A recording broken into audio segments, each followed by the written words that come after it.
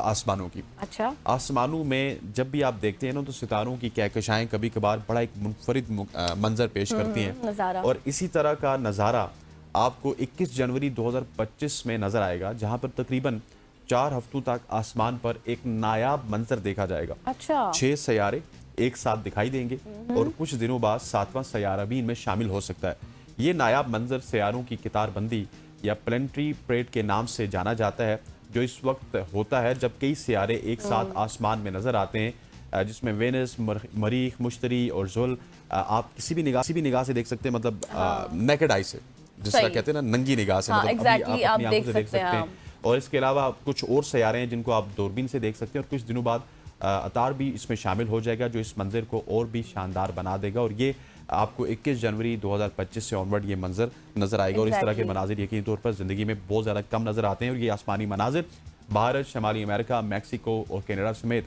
कई ममालिक में देखे जा सकते हैं।